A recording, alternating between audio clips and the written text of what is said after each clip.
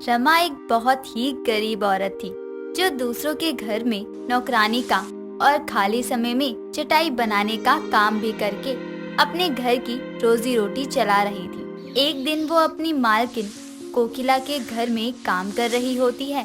तभी कोकिला कुछ पुरानी साड़ियाँ लेकर उसके पास आती है और उसे देते हुए कहती है, रमा, ये ले, मेरी कुछ पुरानी साड़ियाँ हैं, तू इन्हें अपने पास रख ले। बहुत दिन हो गए थे, मैंने तुझे कोई साड़ी नहीं दी थी। मालकिन, सच में आप ये सारी साड़ियाँ मेरे लिए लाई हैं, लेकिन आप मुझे ये सारी साड़ियाँ क्यों दे रही हैं? ये तो आपकी है ना? हाँ तो क्या हुआ, जब मैं पहनती नहीं इन साड़ियों को तो तू अगर पहन लेगी तो कौन सी बड़ी बात हो जाएगी।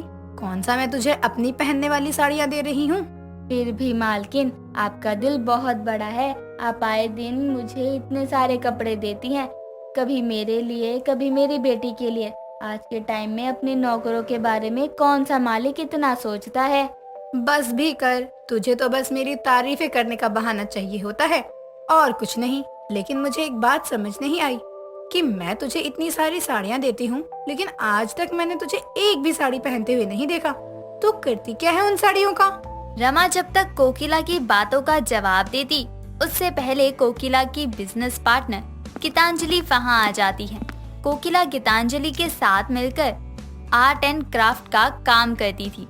गीतांजलि कोकिला की बिजनेस पार्टनर होने के साथ उसकी अच्छी दोस्त भी थी, लेकिन वो गरीब लोगों को ज्यादा पसंद नहीं करती थी, जिसके चलते कोकिला को रमा से बात करते हुए देखकर वो कहती है, क्या तू भी जब देखो अपनी नौकरानी के साथ बातें करने में लगी रहती है? तू अपनी नौकरानी को खुद से बात करने की सैलरी देती है या अपने घर में काम करने की? तो तुझे क्या परेशानी हो रही है? बात मैं अपनी नौकरानी से कर रही हूँ। कौन सा तेरी नौकरानी को तेरे खिलाफ भड़का रही हूँ मैं? भड़का भी देगी तो मेरा क्या बिगड़ेगा? एक नौकरानी जाएगी तो दूसरी आ जाएगी। मैं इन लोगों को इतना मुंह नहीं लगाती हूँ, और मैं तो बोलती हूँ तू भी मत लगाया कर। लगता है तेरे पास साड़ियाँ कुछ ज्यादा ही हो रही हैं, तभी आए दिन अपनी साड़ियाँ भिखारियों को देती रहती है। गीतांजलि की बात सुनकर रमा की आंखों में आंसू आ जाते हैं और वो चुपचाप वहाँ से चली जाती है। जिसके बाद कोकिला उसे सुनाते हुए कहती है, देख गीतांजलि, तू अपने नौकर के साथ कैसा बर्ताव रखती है मुझे नहीं पता, लेकिन मैं रमा को अपनी नौकरानी नहीं बल्कि अपनी बहन मानती हूँ। वो भी मेरी तरह एक अकेली औरत है जो अपना घर चला रही है। हाँ तो इसमें कौन सी बड़ी बात है? हम भी तो अकेले ही अपना घर चला रहे हैं। बड़ी बात ये है कि हम लोग पढ़े लिखे थे, हमारे पास आगे बढ़ने के लिए पैसा था, उसके पास कुछ नहीं है। वो एक गरीब औरत है जो अकेली अपनी बेटी को पाल रही है, इसलिए आगे से कुछ बोलने से पहले 10 बार सोच लेना। अच्छा ठीक है, अब तेरा प्रवचन खत्म हो गया हो तो ऑफिस चले, देर हो रही है। थोड़ी देर बाद गीतांजलि और कोकिला अपने ऑफिस के लिए निकल जाती हैं। समय बीतता है। तभी एक रोज फिर कोकिला कुछ साड़ियाँ लेकर रमा के पास आती है। तभी कोकिला उससे कहती है, तुम साड़ी लेने के लिए क्यों मना कर रही हो? हर बार मैं तुम्हें अपनी पुरानी साड़ियाँ देती थी, लेकिन इस बार ये सारी साड़ियाँ मैंने एक बार भी नहीं पहनी है। मालकिन, बात नई पुराने की नहीं है, बस मुझे अब आपसे कोई कपड़े नहीं चाहिए। हम गरीब जरूर हैं मालकिन, लेकिन भिखारी नहीं। तुम गीतांजलि की बातों को लेकर अभी तक बैठी हुई हो? तुम उसकी नौकरानी हो या मेरी? मैंने तुम्हें कभी कुछ नहीं कहा ना। अगर तुम ये कपड़े नहीं लोगी तो मुझे बुरा लग जाएगा। कोकिला की बात सुनकर रमा उसके हाथों से कपड़े ले लेती है और अपने घर चली जाती है, जहाँ वो देखती है कि उसकी बेटी रानी कपड़ों को जोड़ जोड़ कर चटाई बना रही होती है। तभी वो कहती है, बेटी तू चटाई क्यों बना रही है? मैं आकर बना लेती। तुझे ये सब काम करने की जरूरत नहीं है, तू बस अपनी पढ़ाई पर ध्यान दे। ये सब काम करने के लिए मैं हूँ। माँ, अगर मैं चटाई बनवाने में आपकी थोड़ी मदद कर दूंगी तो क्या बिगड़ जाएगा? आप भी तो सुबह से शाम तक काम ही करती हो ना, आप भी तो थक जाती होंगी ना। हाँ तो क्या हुआ, तू भी तो पूरा दिन पढ़ती रहती है, घर का काम करती है, तू भी तो थक जाती होगी ना। अब तू ये सब काम छोड़ और उठ यहाँ से, मैं बनाती हूँ चटाइयाँ। माँ, आप मुझे मदद करने दो। वो क्या है कि पड़ोस के शर्मा जी आए थे उस दिन, उन्होंने अपने घर में कोई पूजा रखवाई है। उन्होंने बहुत सारी चटाई की जरूरत है, उन्होंने कहा है कि 3 दिन के अंदर उन्हें कम से कम 10 चटाइयाँ चाहिए होंगी, वरना फिर वो कभी हम लोगों से चटाई नहीं खरीदेंगे अगर हमने समय से काम पूरा करके नहीं दिया तो। ये क्या बात हुई? एक चटाई बनाने में आधे से ज्यादा समय लग जाता है, तो मैं 3 दिन में 10 चटाई कैसे दे पाऊंगी? इन्हें हमें पहले से बताना चाहिए ना। माँ, वो जानते हैं ना कि हम लोग गरीब हैं, इसलिए वो हम पर इतना रौब झाड़ रहे हैं। रौब झाड़ने से क्या होगा? हम भी इंसान हैं, कोई मशीन थोड़ी ना है। मैं कोशिश ही कर सकती हूँ, बाकी अगर नहीं बन पाई तो अपना इंतजाम देख लें। वो कहीं नहीं जाएंगे, क्योंकि हमारी जितनी सुंदर चटाई कोई नहीं बनाता है, ना ही इतने कम दाम लेता है। वो तो बस हमें ताने सुनाएंगे। इसलिए कह रही हूँ माँ, दोनों मिलकर चटाई बनाएंगे तो शायद बन जाए, 4 पैसे ही मिल जाएंगे। बात तो तू सही कह रही है, कल बनाते हैं, और कर भी क्या सकते हैं। रमा और रानी मिलकर दिन रात एक करके चटाई बनाना शुरू कर देते हैं, जिसके चक्कर में रमा अपने काम पर भी नहीं जाती, जिसकी वजह से कोकिला भी बहुत परेशान हो जाती है। 2 दिन इंतजार करने के बाद भी जब रमा काम पर नहीं आती तो कोकिला उसे देखने के लिए उसके घर जाती है, जहां वो देखती है कि रमा और उसकी बेटी उसकी दी हुई साड़ियों और कपड़ों से सुंदर सुंदर चटाइयाँ बना रही हैं, जिसे देखकर कोकिला कहती है, अच्छा, तो तुम चटाई भी बना लेती हो, वो भी इतनी सुंदर सुंदर। मालकिन, आप यहाँ कैसे? माफ करिए, मैं काम पर नहीं आ पाई। कोई बात नहीं, तनख्वाह का समय हो गया था, इसलिए मैंने सोचा मैं खुद ही तुम्हारे घर पर आकर तुम्हारी तनख्वाह दे दूं। लेकिन यहाँ मुझे तुम्हारे दूसरे हुनर के बारे में पता चल गया। कब से कर रही हो तुम ये काम? मालकिन, मैं एक गरीब चटाई वाली हूँ। जब मैं गांव में थी तो वहाँ चटाइयाँ बनाकर बेचा करती थी और उसी से अपनी रोजी रोटी चलाती थी। लेकिन जब शहर आई और आपके पास काम मिल गया तो चटाई बनाना कम कर दिया, लेकिन छोड़ा नहीं। इसी बहाने 4 पैसे ऊपर से हो जाते हैं। रमा और कोकिला आपस में बातें कर ही रही होती हैं। तभी रमा का पड़ोसी शर्मा वहाँ आता है और कहता है, रमा, मेरी चटाइयाँ तैयार हो गई कि नहीं? मुझे अभी के अभी पूरी 10 चटाइयाँ चाहिए। शर्मा जी, 10 तो पूरी नहीं बन पाई, 7 हुई हैं। आप उन्हें ही ले जाइए, बाकी मैं बना के भिजवा दूंगी। दिमाग ठीक तो है ना तुम्हारा? आधे लोगों को मैं चटाई पे बिठाऊंगा और आधे लोगों को जमीन पर। तुमसे कहा था ना कि मुझे पूरी 10 चटाइयाँ चाहिए। शर्मा जी, मैंने बहुत कोशिश करी, लेकिन काम पूरा नहीं हो पाया। आपको समय से बताना चाहिए था ना। तुम मुझे ये कह रही हो? तुम गरीब लोगों की ना आदत हो जाती है कि 4 पैसे हाथ में नहीं आते, सर पर चढ़ के नाचने लगती हो। मुझे नहीं चाहिए तुम्हारी एक भी चटाई। रमा के पड़ोसी की बात सुनकर कोकिला को बहुत गुस्सा आता है और वो उसे बहुत सुनाती है, जिसके बाद शर्मा गुस्से में रमा के घर से निकल जाता है। तभी कोकिला कहती है, तुम्हारे अंदर इतना अच्छा हुनर है, तुम इतनी सुंदर चटाइयाँ बनाती हो। अगर तुम इसे ऑनलाइन साइट पर डालोगी तो जिस चटाइयाँ के तुम्हें 50 या 100 रुपए मिलते हैं, उसके बदले में तुम्हें 500 या 1000 रुपए मिलेंगे। आप सच कह रही हैं मालकिन? हमें हमारी चटाई के दाम 500 और 1000 भी मिल सकते हैं? हाँ हाँ बिल्कुल रमा, और इसमें मैं तुम्हारी मदद भी करूँगी। मैं तुम्हारी चटाइयों को अपनी ऑनलाइन साइट पर डालूंगी और जैसे जैसे लोगों को इसके बारे में पता चलेगा, लोग खुद खरीद लेंगे और घर बैठे तुम्हारे अकाउंट में पैसे भी आ जाएंगे। कोकिला की बात सुनकर रमा की खुशी का ठिकाना नहीं होता और इस तरह से गरीब चटाई वाली को पैसे कमाने का एक सही जरिया मिल जाता है, जिससे उसकी आर्थिक स्थिति में सुधार भी आता है और उसके हुनर को पहचान भी मिल जाती है। चीनी का सपना है मिसेस इंडिया बनने का। चीनी में पूरी काबिलियत भी होती है, बस उसकी पलकें नहीं थी। वो नकली पलकें लगाती जिसमें वो बहुत सुंदर लगती, लेकिन जब एक दिन उसकी नकली पलकें खराब हो जाती है तो वो दूसरी नकली पलकें यूज करती है, जिसमें भी वो अच्छी नहीं लगती। लेकिन वो सबको कहती है कि ये मेरी असली पलकें हैं। क्या होगा जब सबको पता चलेगा कि चीनी की पलकें नकली थी? क्या वो इस तरह मिसेस इंडिया का खिताब जीत पाएगी? जानते हैं कहानी में। चीनी बहुत ही सुंदर थी और उससे भी ज्यादा सुंदर थी उसकी पलकें। वो जहाँ भी जाती हर कोई उसकी पलकों की तारीफ करता। एक रोज जब चीनी पड़ोस के घर पूजा में जाती है तो उसकी पड़ोसन कहती है, अरे चीनी, एक तो तुम इतनी सुंदर हो और तुम्हारी ये पलकें, उफ, तुम्हारे चेहरे पर 4 चांद लगा देती है। काश मेरी भी इतनी सुंदर पलकें होती। तुम्हारी पलकें भी तो कितनी सुंदर है, और क्या चाहिए अब? मुझे तो वैसे भी सबसे सुंदर लगना है। मिसेस इंडिया तो मैं बनने ही वाली हूँ इस बार, देख लेना। बहू बातें ही करती रहेगी, जाके किचन में मदद कर। ये बुढ़िया जब देखो खाली बैठने ही नहीं देती। मेरी ब्यूटी की दुश्मन है ये। अब दूसरों के घर में भी काम करो, हद होती है। जी माँ जी।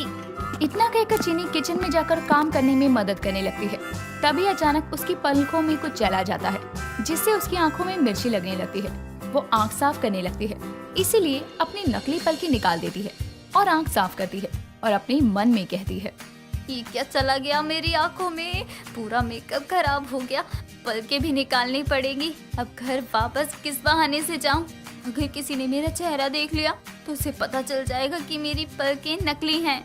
तब चीनी को आइडिया आता है और वो घूंघट करके घर में पूजा में बैठ जाती है। जब तक चीनी घर नहीं पहुंचती, तब तक घूंघट में रहती है। घर पहुंचने के बाद गोपी चीनी से कहती है, चीनी, अब तो ये पल्लू हटा दे, घर आ गए हैं। नहीं माँ जी, मैं अपने कमरे में जा रही हूँ। अब पता नहीं क्या हो जाता है इसे एकदम से। चीनी अपने कमरे में चली जाती है। अपने मुंह को रोज वाटर से साफ करने के बाद पलके लगाने लगती है। तभी देखती है कि उसकी नकली पलकें खराब हो चुकी हैं। ये देखकर चीनी चिंता में पड़ जाती है। यार ये क्या हो रहा है, आज पनौती ही चल रही है, अब ये पलकें भी खराब हो गई, क्या करूँ मैं? इसके बाद चीनी दूसरी नकली पलकें ढूंढने लगती है और उसे नकली पलकें मिल भी जाती है और उन्हें लगाकर वो बाहर निकलती है। चीनी की शक्ल देखकर गोपी कहती है, ये तेरी पलकों को क्या हो गया? सुबह तो ठीक थी, अब इतनी बड़ी कैसे हो गई और प्लास्टिक जैसी लग रही है। अरे माँ जी, मैंने ना अपनी पलकों को सुंदर बनाने के लिए ना स्पेशल वाला तेल लगाया है, इसलिए ऐसी दिख रही हैं। बहू, तू अपनी पलकें खराब मत कर लियो इन सब के चक्कर में। नहीं माँ जी, मैं तो अपनी पलकों का खास ख्याल रखती हूँ। तभी ऑफिस से तरुण भी आता है। सब साथ में खाना खाने लगते हैं। तभी तरुण कहता है, तुम्हारी पलकें इतनी अजीब क्यों लग रही है? आज सुबह तो ठीक थी बिल्कुल। स्पेशल तेल लगाया है मैडम ने पलकों पर, ना जाने क्या क्या करती रहती है। जितने नखरे करेगी उतनी ही नजर लगेगी, पर इसे कहाँ सुननी है इस बुढ़िया की, अपनी मनमानी करनी है बस। माँ जी कैसी बातें कर रही हो आप? आपकी बात तो सारी ही सुनती हूँ मैं, और क्या चाहिए आपको? जो भी हो, तुम ना बस ये उल्टी सीधी हरकतें मत करो। मुझे ना आपको और माँ जी को बताना था कि इस बार सोसाइटी में ब्यूटी कंपटीशन हो रहा है, जिसमें मैं पार्टिसिपेट करने वाली हूँ, तो आप दोनों को इसमें मेरा साथ देना है। ये लो, इसका एक ड्रामा और शुरू हो गया। मैं तो इसमें तेरा साथ बिल्कुल नहीं देने वाली हूँ। माँ जी, आप मुझे ऐसे मना नहीं कर सकती, मेरी ब्यूटी का तो ध्यान करो ना आप। अच्छा ठीक है, रोना बंद कर अब। मेरी क्या मदद चाहिए तुम्हें इस ब्यूटी कॉन्टेस्ट में? इस कॉन्टेस्ट में सारी मैरिड लेडीज हैं, तो 2 राउंड हस्बैंड के साथ करने होंगे। ठीक है, वैसे कब है ये कॉन्टेस्ट? अगले हफ्ते ही है। मुझे तो बहुत सारी तैयारियां भी करनी है। उफ, कितना काम बाकी है, और कल पार्लर भी तो जाना है। खाना खाने के बाद चीनी अपने कमरे में चली जाती है। तरुण सो चुका था। तभी चीनी मन में कहती है, आज तो किसी भी तरह से बच गई, लेकिन कल क्या कहूँगी पलकों को लेकर? वैसे भी दूसरी नकली पलकें मिल भी नहीं रही हैं, और इस नकली पलक के साथ तो मैं ब्यूटी कॉन्टेस्ट में जा भी नहीं सकती हूँ। ये मेरी असली पलकें भी तो नहीं हैं। खैर, कुछ जुगाड़ तो करना ही पड़ेगा। अगली सुबह चीनी नहाकर वही पलकें वापस लगा लेती है और चीखने लगती है। चीनी के चीखने की आवाज सुन के तरुण उठ जाता है और चीनी की तरफ देखकर कहता है, क्या हो गया जो सुबह सुबह चिल्ला रही हो? मेरी पूरी नींद खराब कर दी। मेरी पलकें कैसे हो गई? नहाने के बाद भी ठीक नहीं हो रही हैं। माँ मना करती है, तभी तुम कुछ न कुछ अपने चेहरे और पलकों पे लगाती रहती हो। ये उसी का नतीजा है। चीनी की चिल्लाने की आवाज सुनकर गोपी भी आ जाती है। तरुण गोपी को बता देता है कि क्या हुआ। ये सुनकर गोपी सर पकड़ लेती है। मना करती थी कि मत लगाया कर, नहीं सुननी ही नहीं है फिर भी मेरी बात। अब देख क्या हुआ तेरी पलकों के साथ, अब तू इन अजीब सी पलकों के साथ ही घूम। इतना कहकर गोपी वहाँ से चली जाती है और तरुण ऑफिस जाने के लिए रेडी होने लगता है। इसके बाद जो कोई भी चीनी को देखता तो उसकी पलकों को देखकर हैरान हो जाता। ऐसे ही दिन गुजरते हैं और ब्यूटी कॉन्टेस्ट का दिन आता है। चीनी अपनी नकली पलकों की वजह से बेहद अजीब लग रही थी। इसके बावजूद चीनी 3 राउंड तक पहुंच जाती है। चौथे राउंड में हस्बैंड के साथ जाना था। तभी वो तरुण से कहती है, तरुण कुछ भी करना, अपनी पूरी जान लगा देना, हम कुछ भी करके ये राउंड तो हमें जीतना ही होगा, तभी मुझ में मिसेस इंडिया कंपटीशन में जाने की हिम्मत आएगी। तुम चिंता मत करो, इस राउंड में हम जीत कर रहेंगे, चाहे कुछ भी हो जाए। इतना कहकर दोनों स्टेज पर पहुंच जाते हैं और राउंड शुरू होता है। तभी तरुण पूरी मेहनत से खेलता है और दोनों ये राउंड जीत जाते हैं। राउंड जीतने के बाद गोपी कहती है, मेरे बेटा बहू तो है ही लाखों में एक, ये राउंड तो उनको जीतना ही है। मेरी बहू तो ये कॉन्टेस्ट भी जीतेगी। हाँ माँ जी, मैं ये कॉन्टेस्ट हर हाल में जीत कर रहूंगी, आप देख लेना। हाँ हाँ बहू, मुझे इस बात में कोई शक नहीं है कि तू जीत कर ही घर आएगी। 5वां राउंड शुरू होने वाला था। सभी अपनी अपनी जगह पर चले जाते हैं। 5वें राउंड में सभी लेडीज को अपना पूरा मेकअप रिमूव करके दिखाना था। जैसे ही चीनी को इस राउंड के बारे में पता चलता है तो चीनी चिंता में आ जाती है। अब क्या होगा, मेरी नकली पलकें हैं, इस बात का तो सबको पता चल जाएगा, क्या करूं अब मैं। सभी लेडीज एक एक करके ये राउंड कर लेती हैं और जब चीनी की बारी आती है तो वो बुत बनकर खड़ी हो जाती है और पानी को देखने लगती है। क्या कर रही हो चीनी? राउंड को पूरा करो, मेकअप को रिमूव करो, जीतना है तुम्हें ये कॉन्टेस्ट। तरुण की आवाज सुनते ही चीनी अपना सारा मेकअप रिमूव कर देती है, नकली पलकी हटा देती है। ये देखकर गोपी कहती है, तरुण ये क्या, बहू की पलके कहाँ गई? इतनी सुंदर पलके थी इसकी तो। मैं इसके साथ ही सबसे कुछ कहना भी चाहती हूँ। हाँ हाँ बिल्कुल, आप जो कहना चाहती हैं कह सकती हैं। सभी को मेरी पलकें बहुत पसंद है, मेरी पलकों की सभी बहुत तारीफ करते हैं, पर जब मैंने अपना सारा मेकअप रिमूव कर दिया तो सब यही सोच रहे हैं ना कि मेरी पलकें कहाँ गई। तो मैं आप सबको बताना चाहती हूँ कि मेरी पलकें नकली थी, क्योंकि मेरी असली पलकें बहुत छोटी हैं और बहुत ही ज्यादा हल्की हैं। मैंने आप सबसे ही ये बात छुपाई थी कि मैं नकली पलकें लगाती हूँ, लेकिन जब मेरी नकली पलकें खराब हो गई और मैंने दूसरी लगाई तो मैं अजीब लग रही थी। मैंने तभी सबसे झूठ बोला कि स्पेशल तेल की वजह से ऐसा हो गया है, और मैं अपने इस झूठ के लिए आप सबसे माफी मांगती हूँ। गोपी उठकर तालियां बजाने लगती है और कहती है, झूठ बोलना आसान होता है, लेकिन इतने लोगों के सामने सच बोलना बहुत मुश्किल। मुझे तुझ पर नाज है।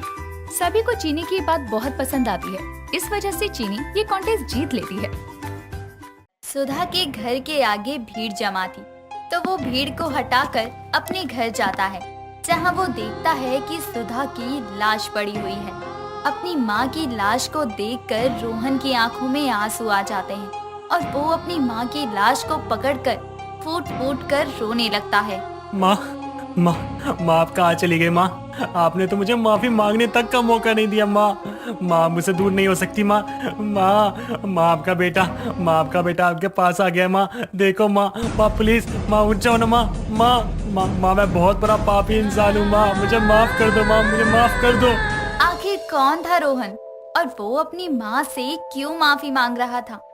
उसने ऐसी कौन सी गलती की थी जो उसको अपनी माँ की लाश से माफी मांगनी पड़ रही थी? इन सभी सवालों की जवाब पाने के लिए चलिए चलते हैं कुछ समय पहले। सुधा का एक तरफ का चेहरा चला हुआ था, बस इसलिए रोहन अपनी माँ को कभी भी अपने दोस्तों से मिलवाता नहीं था। ऐसे ही एक दिन सुधा अपने किचन में काम कर रही थी, तभी रोहन अपनी माँ को आवाज लगाता है और कहता है, माँ कहाँ हो? बाहर आओ, कब से आवाज दे रहा हूँ, आप सुनती क्यों नहीं हो? हाँ रोहन बेटा, क्या हुआ? सब ठीक तो है ना? माँ आज मेरे लिए खाना मत बनाना, आज मैं घर नहीं आऊँगा, और हाँ मेरा इंतजार मत करना। पर बेटा तू जा कहाँ रहा है? मैं अपने दोस्तों के साथ बाहर जा रहा हूँ। अब ना आप मुझसे ज्यादा सवाल मत करो, मैं जा रहा हूँ। सुधा अपने बेटे से कुछ नहीं कहती, तो वहीं रोहन भी अपनी माँ से दूर हो जाता है। पर रोहन का ऐसा बर्ताव देखकर सुधा के दिल को बहुत ठेस पहुँचती है और वो अपने कमरे में जाकर रोने लगती है। हे भगवान, मेरी किस्मत ऐसी क्यों है? आखिर क्यों आपने मेरी किस्मत में इतने दुख लेके आए? जब रोहन छोटा था तभी उसके पिताजी मुझसे दूर हो गए। कपड़ों को सिलकर मैंने अपने बेटे को पाला पोसा, बड़ा किया। अब जब मुझे मेरे बेटे की जरूरत है तो मेरा बेटा ही मुझे छोड़कर मुझसे दूर चले जाता है। उसको मुझसे नफरत क्यों है? वो मेरे इस जले हुए चेहरे से चिढ़ता है। पहले कहा वो मेरा पीछा नहीं छोड़ता था, अब जैसे जैसे वो बड़ा होता जा रहा है मुझे देखना तक पसंद नहीं करता है। सुधा रोते हुए सो जाती है, तो वहीं रोहन अपने दोस्तों के साथ बैठकर शराब पी रहा था। रोहन शराब के साथ हर वो नशा कर रहा था जो उसको नहीं करनी चाहिए। तभी उसका एक दोस्त मोहन कहता है, भाई रोहन, तू इस तरह से नशे में धुत क्यों रहता है? और हमने तुझे देखा है कि तेरी माँ भी तुझे कुछ नहीं बोलती, वो ना तो तुझे रोकती है और ना ही टोकती है, ऐसा क्यों?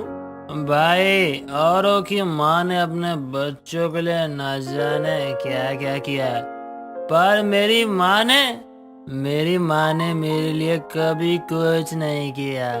वो हमेशा अपना ही सोचती आई है। पता नहीं मुझे ऐसी माँ क्यों मिल गई। ऊपर से मुझे उनकी शक्ल तो बिल्कुल भी पसंद नहीं है। लेकिन रोहन, तेरे साथ ऐसा भी क्या हुआ है जो तू अपनी ही माँ से नफरत करता है?